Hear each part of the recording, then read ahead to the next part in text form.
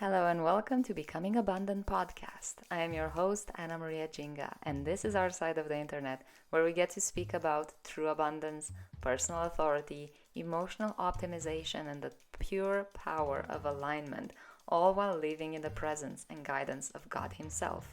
I am a holistic coach and mentor focusing on healing the emotions keeping you stuck so that the mind and body can align and live a limitless life. We all have a mission and a purpose, and I am here to help you unchain from what's been holding you back to actually live in your full potential. Think of it as transformative triggering in the best possible way. The time has come to live a life you love. Let's dive in. Hello, my darlings, and welcome to this week's episode. I am your host, Anna Maria Jinga. Another week, another fun topic, another share that I can bring to you guys that might or might not trigger some healing. So let's dive in. If this is the first time you're coming, please let me know. I'm always very happy to have fresh blood in our community that is curious of how much you get to grow when your mind is being helped to think better, to think more, to think differently. And as I say this, something comes to mind that I heard a few times this past week from actually my coaching clients. I find it very interesting when I coach some of my clients that want to do so much, that want to change their lives, that want to see productivity happen, that bring their goals and bring their hopes and bring their ideas. And then when we actually get to the action part, they find every possible excuse to not make it happen. Somehow, somewhere inside of them, they want to prove to me that they've tried everything and they have no way of making it happen better than what they're doing. And it's ridiculous. And I'm telling you this because I used to be that person. Oh my goodness, was I ever that person? I used to find excuses for everything under the sun to encourage my low self-esteem, my depression, my anxiety, my lack of control over my life, over my emotions.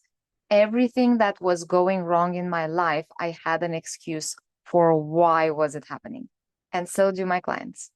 And it's funny because when you're already there, when you're in my shoes and have already used all the excuses in the book to make someone else believe that, oh, you're having it so hard. Yes, you cannot fix anything. Yes, you are right. You cannot fix anything. But I did. I did fix a lot of the things, especially the things that were holding me back from even being here talking to you guys. I fixed so many imbalances, so many incapacities that I believed I had just because I chose to believe something different. So, today's episode, we are going to be talking about the concept of perfectionism and how it's creating a lack mentality. Now, when we think of perfectionism, you might have heard many people say, oh, I'm such a perfectionist. I want things done a certain way. Those are type A personalities. When I say about type A personalities is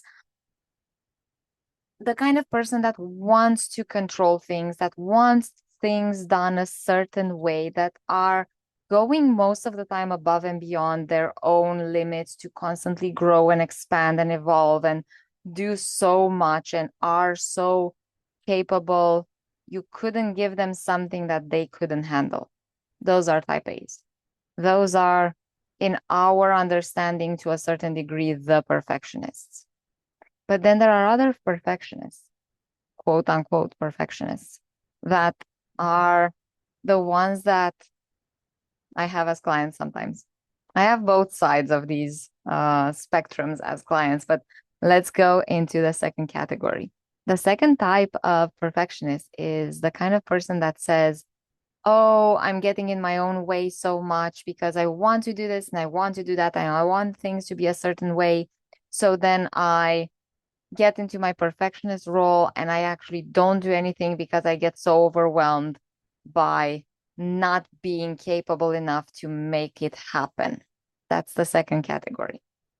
So, what is going on with these two types of people that want to blame this concept of perfectionism, which I actually wrote an article the other week about perfectionism is a lie.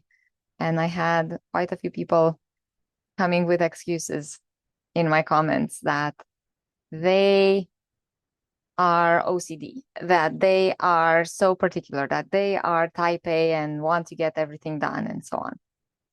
That is not a perfectionist. Neither one of these two personalities are perfectionists, and I'll tell you why. A perfectionist is just a label we put on ourselves to find excuses for A, not wanting to let go of control over our lives to such a degree that it creates so much anxiety that it doesn't let us sleep at night.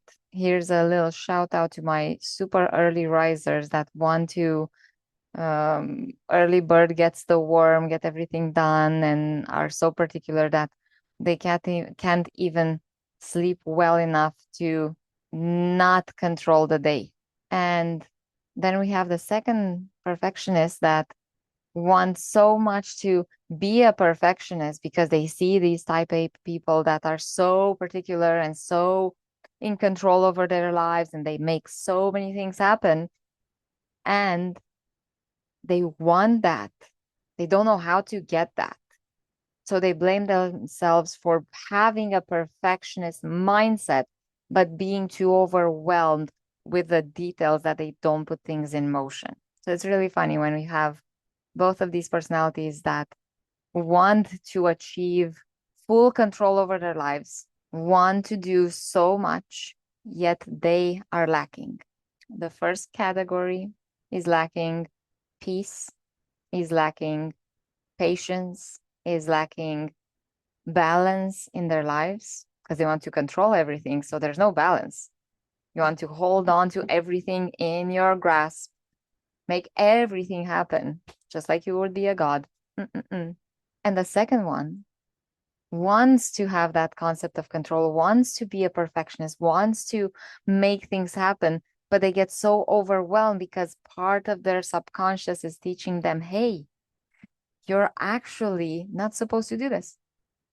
You're actually not supposed to have control over every little thing in your life. Those are the people that go into burnout really fast. Those are the people that focus so much on the logical approaches in life. And I'm here to tell you, they're the ones that they are trying to play God in their life. It's funny because some of them are devout Christians. They worship God. They love, have a strong relationship with God, yet they are missing that one thing: releasing, surrendering control, and not labeling themselves as perfectionists. Because perfection is never achieved. We are not God. We are the creation of God. We are perfect as design because we have been created by Him, but we are not able to create perfection because we are not the creator. So let me say that one more time.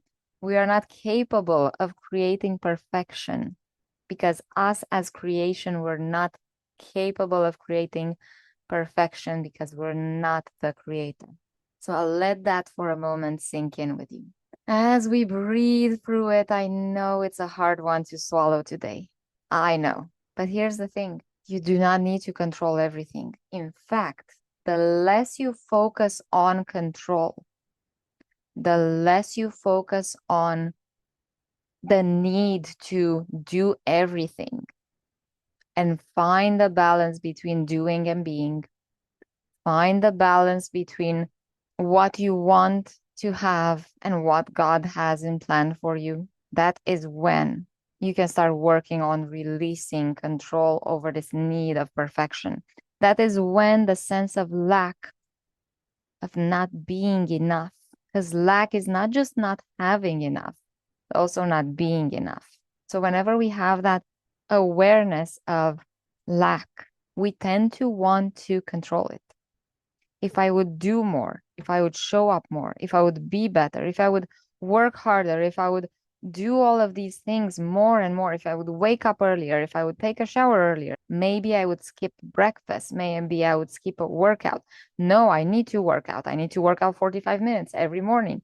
I need to do a cold plunge, then a sauna, then sandwiches, and all the things possible in between. That is creating a sense of I need to be the God of my life. We're not God. Are we now? Are we God in all of this? No, we're not. But we do want to play God because if we would release and surrender control, then something inside of us would need to actually have more faith that we are being held and loved and cared for when it's somewhere ingrained in us that we should be taking care of ourselves and doing everything for ourselves. But that's the thing. We are not our creators. We are just a creation. So what do we do then? What do we do when things show up like that? Like we are needing to control everything. We are living in lack. We are breathing through this obsessive compulsive disorder of perfectionism, of focus into the beliefs that if we're not doing it, it doesn't get done. I suffer from that too. Part of me knows that if I don't do certain things, they will not get done to the quality that I am capable of because I was trained to constantly prove myself more and more. Because maybe somewhere inside of me, if I would prove myself more, I would feel worthy, worthy to other people, worthy to the people around me, the people that birthed me, the people that were surrounding me, the communities I was part of, the church, the whatever. I wanted to feel like if I would do more, I would become more. It took me until earlier this year to realize that I am already more. The constant need to control and manipulate to a certain degree life, my circumstances, my actions, my approaches, my environment, to control it and to constantly have my hands on it was my need to prove to myself that I was worthy of being validated. Now sit with this for a moment. Deep down inside of any perfectionist, there is the need to always prove to themselves and to others, especially to others, that we are capable. But capable of what? Of doing more, of making money, of being healthy, of being productive, of building things and raising families and reaching other people's lives. And what is that more looking like? What is the purpose of life? To experience. How are we going to experience it when we're trying to control how life shows up for us? We are blocking it from actually being able to surprise us pleasantly. Because we do love a nice, beautiful, fun, exciting surprise. We don't like the surprises that cause chaos. We do like the surprises that make us happy. But that's a story for another time. But when we are a perfectionist, we tend to want to control things because we feel unworthy if we do not control them, if we do not prove ourselves worthy of validation, love, being seen, being heard, being understood. All of those beautiful psychological patterns that are ingrained in us from earlier childhoods because of what our parents, our caretakers, our environments, our spouses, our whatever have offered us. But that is because we didn't have a good, strong, stable relationship with our own creator, with God Himself. I was listening this past weekend to my family and I went to a beautiful event at a local church here in Florida. And it's called Freedom Encounter, where you get to spend time with pastors in community talking about all of these patterns that pop up, such as pride, such as shame, fear, anxiety, all of the fun things that we live through. And at the end, one of the pastors gave us the example of your life is like a vase full of sin. Sin as in pride, sin as in shame, sin as in negative self talk, as in lack of purity, as in fear, anxiety, all of those things were little ping pong balls. And then you start building your relationship with the Holy Spirit and start filling yourself up more and more with His presence, with His love, with His reassurance, with His validation. So He was pouring from a pitcher water into this vase.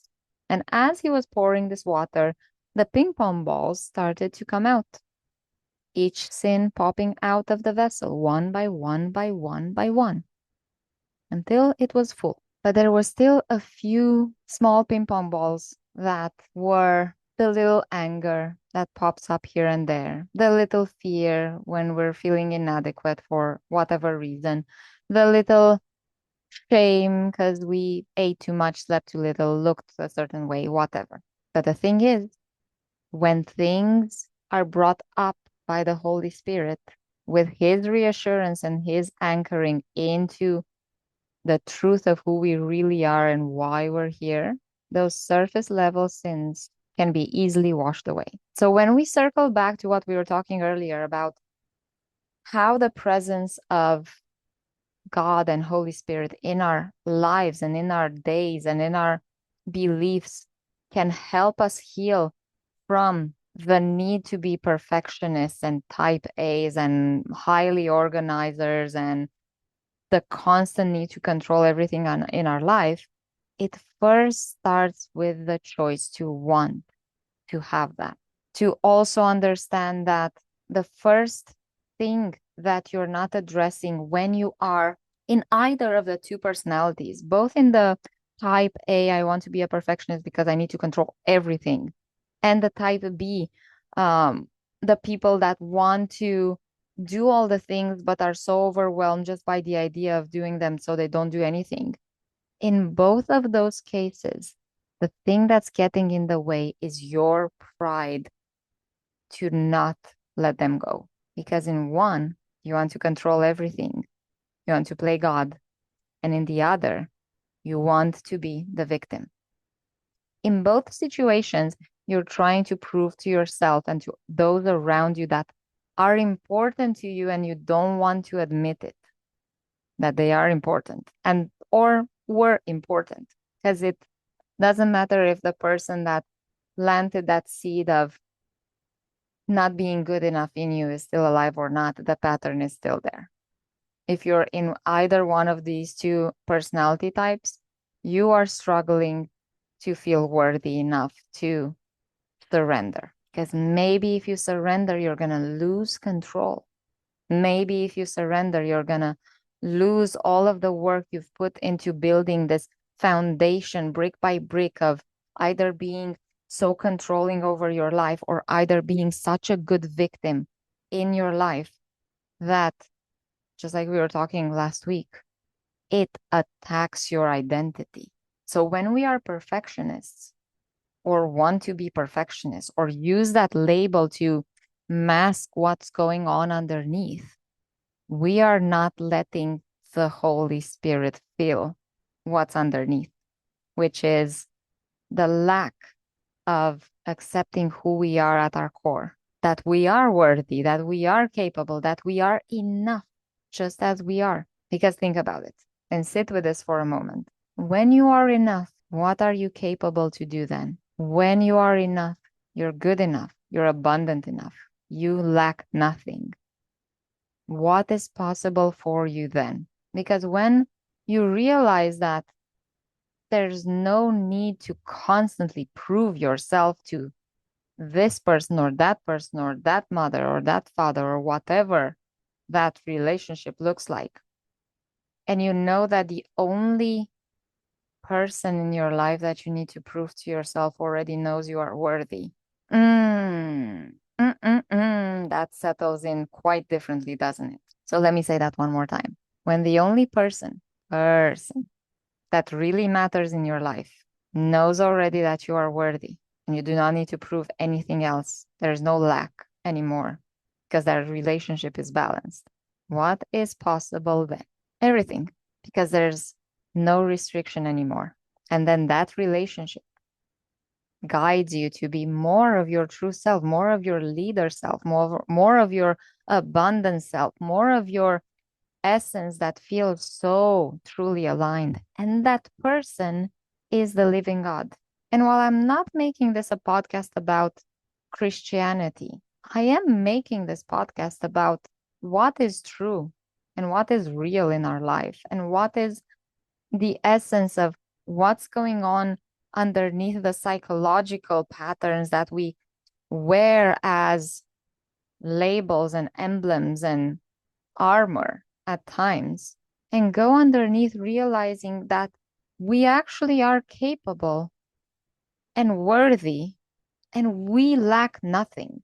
If you're healthy, you lack nothing. If you're not healthy, but you're capable of creating space for your body to heal, you lack nothing. If you are capable of putting bread on your table, you lack nothing. If you are not capable of putting bread on your table, but you have people around you that will offer you that bread, you lack nothing. Because at the end of the day, we actually do not lack anything. It's only a matter of belief. It's only a matter of shifting into from the past that we felt lack or the future where we feel anxiety and lack of control into the current present moment where we lack nothing. Mm-mm-mm. I believe even Joe Dispenza was mentioning this, that the current present moment is the abundant present moment. Anything can happen from here. Anything can happen. When you surrender all of the weight of the past and all of the fear of the future, and you're left with freedom. Because freedom is not a destination, it's a journey. It's a constant choice to live within this freedom. So when you let go of the perfectionism, or when you let go of the victimhood, you are free. So let's do a quick visualization exercise. Because I heard from you guys that you absolutely love the last one we've done. So let's do it now. Close your eyes. If you're driving, please pause and do this when you're in a safe space to not crash a car. Go team. Close your eyes and take a few steady breaths. Softly in through the nose, out through the mouth. Let's do that one more time. In through the nose and out through the mouth. Let's do that one more time because it's fun. In through the nose and out through the mouth. And as you come to a rhythm of breath that feels natural to you, perceive your present moment as you would be living in a ball of light. Visualize around your body a ball of light. White, perfect, beautiful, abundant, balanced ball of light. And this ball of light is surrounding you, encapsulating you, keeping you safe, keeping you fed, keeping you nurtured, keeping you alive and thriving. It's just feeding all of the good stuff in you. And as you're here, you notice two strings, one that goes to the left and one that goes to the right. And both of them are connected to your heart. And as you notice them, you notice that they're pulling you in both directions. And it feels uncomfortable. And as they're pulling you in both directions, you feel like you're starting to grab onto these strings and you're holding on to them and you feel the tension in your hands and the muscles tensing up. Maybe you're feeling your hands shaking as you're holding on to them and you're holding on to them. And you realize that the tension you're feeling is because you're holding on to them. Because with your next deep inhale, you feel the strings releasing from your heart. And you realize you're just holding them in your fists. And you realize that the right hand is holding the string that's leading to your future. And the left hand is holding the string that's leading you to your past. And as you hold these two strings and they have already been let go from your heart with one deep breath, you notice that all the tension in your body and all the fear and concentration and perfectionism that you wanted to control this moment is just held in your fists. So with your next inhale, you slowly release your fists and the strings let go. And you take another deep breath in and deep breath out. And you realize the strings are no longer there. You realize that you're in this beautiful ball of light that has been feeding you, nurturing you, so much peace and so much freedom that your body feels light, your body feels relaxed, your body feels present and alive. You feel the tension leaving your body with each breath you take. You notice your forehead relaxing, your jaw relaxing, your shoulders going down, your belly breathing more deeper into your core. And you realize you are safe. You realize you don't need to perform anymore. And it's just you and this beautiful ball of white light. And you know that this is the aura that God has always placed on you. You've always had this around you. You've always had the safety of this, the abundance of this present moment. You're connected to all your resources. You're connected to your full health. You're connected to everything that you would ever need. It's within you, as you.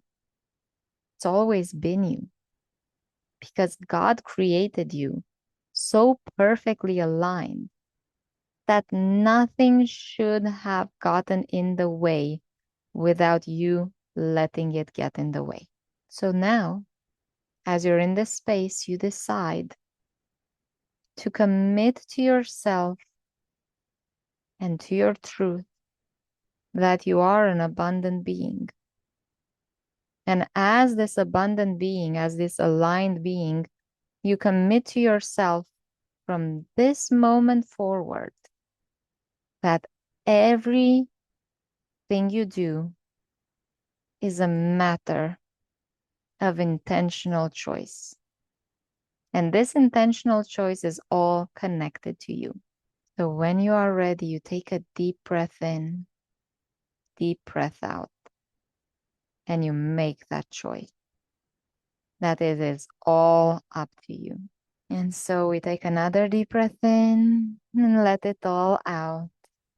And when you are ready, I welcome you back with open eyes and a presence far greater and far more relaxed than before. And because this was a very interesting exercise that just poured out of me out of nowhere, and I'm not saying that it was just me creating it, because I always ask the Holy Spirit to speak through me to those who need Him to be heard through my words.